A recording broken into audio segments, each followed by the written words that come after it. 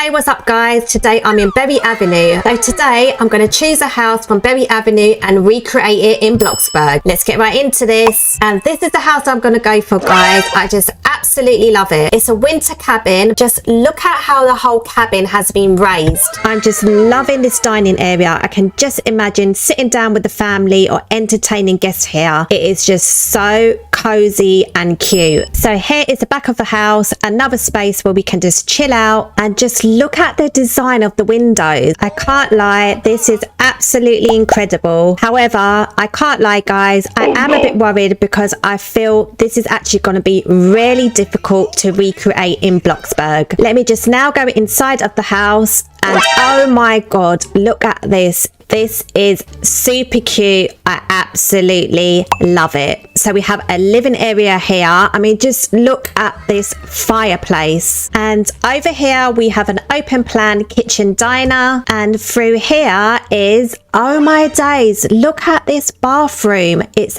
absolutely amazing. One thing I gotta say about Berry Avenue is that the textures and the items are just so much more up to date. They look super realistic compared to what we have in Bloxburg. This is just so nice, guys. And through here we have a massive room which looks out onto the backyard. And if we go up the staircase, oh my god, look at this cute little office area. I'm not gonna lie guys, I'm ready to pack my bags and move in right now. So here is the final room of the house which has its own balcony. Right, now that we've toured the house, it's time to go and build it in Bloxburg. Guys, you are not gonna believe this. I was just about to start building in Bloxburg when I realized the cabin in Berry has been built at an angle. So if you look at the house head on, you can see that it's not straight. So to solve that issue in Bloxburg, because it is going to be really hard to build it at a diagonal, I'm basically just going to build it as a normal straight building. And I have absolutely no idea how big the house should be, so I'm basically going to just eyeball it. So after a lot of back and forth, I finally came up with a layout that I was more or less happy with. So my next task is to divide the house up and figure out where each room should go. So this space here will be the office area, and then at the back here we had a twin bedroom with a balcony. Oh my days guys, I've just realized that the cabin has to be raised, so this means I have to shift all of the floors one up. So I'm going to do that real quick. I feel like I haven't even started building and already I'm facing a load of problems. The cabin in Berry looks quite simple to build, but trust me guys, it is really deceiving. But I managed to sort it all out and I am now moving on to building the roof. So what I've done, I've placed 2 planks to just mark out a rough guideline for me to place my cubes. This bit should be simple enough.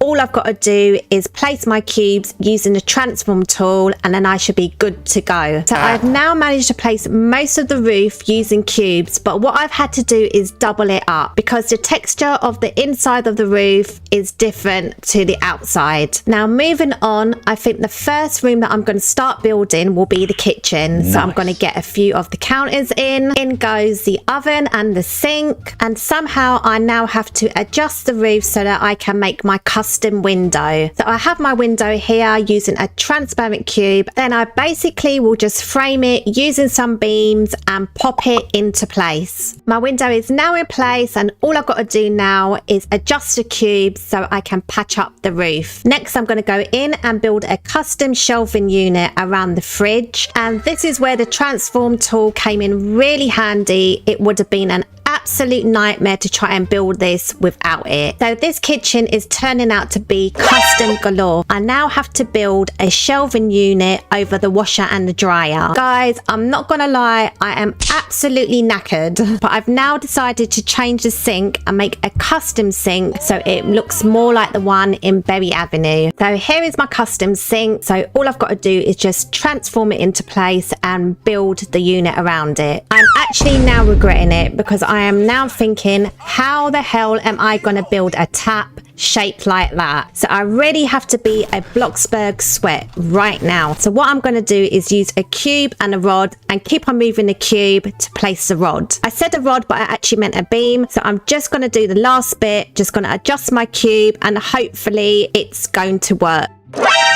Oh my God, I actually did it. I honestly underestimated how much of a Bloxburg sweat I can actually be. Now, swiftly moving on to this cute little dining area. Now, this shouldn't be too complicated. I can now finally breathe. I'm just going to add in these cute little tree stumps for the little chairs. Another thing that I've noticed about Berry, guys, is that their plants are so nice and realistic. I really do hope Bloxburg takes note of this. So now moving on to this gorgeous living area. This is my favorite part of the house. So there's this massive side cabinet just here, and then there's a small shelving unit just above it. Right, so I need to find a L-shaped sofa. Oh my God, I'm going to use this one. Is this literally the forgotten sofa that no one uses anymore? And now time to get in that amazing centerpiece, the fireplace. I cannot tell you how much I love this fireplace, especially that chimney that is hanging over it.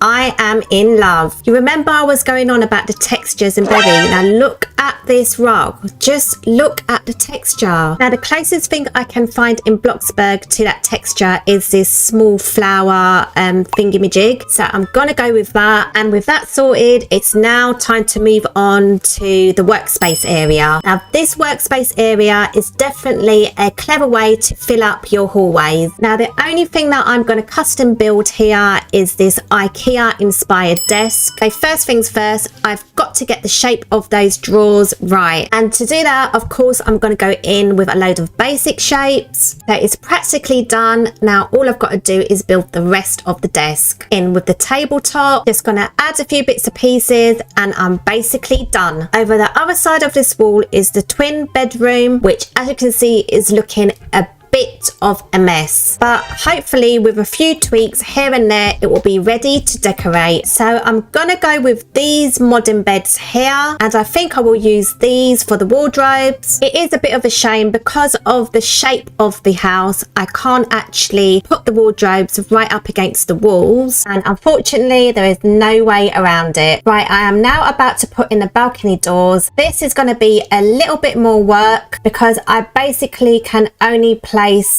some of the wall, and then the gaps around the walls have to be filled with basic shapes. So this is probably the most annoying thing about this build. Because of the shape of this house, a lot of the walls have to be built with basic shapes. So it's not only annoying, but it actually is really time consuming. But I've got to trust the process, and hopefully it's going to turn out just fine. I'm not going to lie, I also did underestimate how much detail this little house actually has. For example, there are quite a few beams which run from the roof all the way down to the walls, and as you can see, I'm having the time of my life trying to get these beams straight. Now that the beams are in, I now move onto the balcony where a custom fence has to be built. As much as I love this house, I honestly cannot wait to finish it because of all of these custom things that I have to build. I have finally finished, and the next room I'm going to build will be the bathroom. So here I'm going to put in a false wall to make it look as much as a bathroom in Berry as possible. Oh my days, there is a basic shape sticking out, and I'm not gonna lie, there's a lot more of these hanging around my build. This build is definitely turning into the never ending story. Anyway, let me just get on with the bathroom. So in with my sink, and then I've got to get some sort of windows in for my shower. Now I need a door frame, and just like that, my shower is almost done. So I wonder if we have this towel rail in Bloxburg. Let me just have a little look. Oh my god, I've actually found it. Bloxburg has now officially exceeded my expectations. Now it's time to get the bathtub in, plus another custom window, and just a few little things to sort out, and I'm basically done. So now moving on to the front of the house, this should really be pretty straightforward. I've basically got to put in a fence, put in the stairs,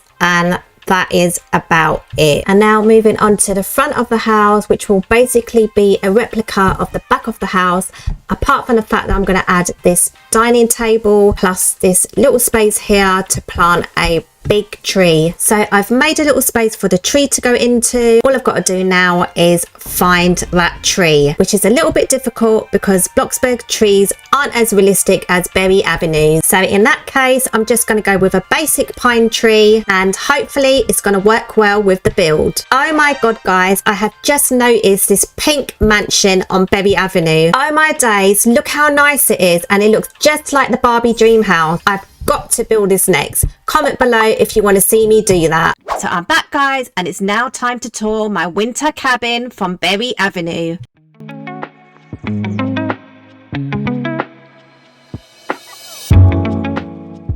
So here it is guys, let's go up the stairs.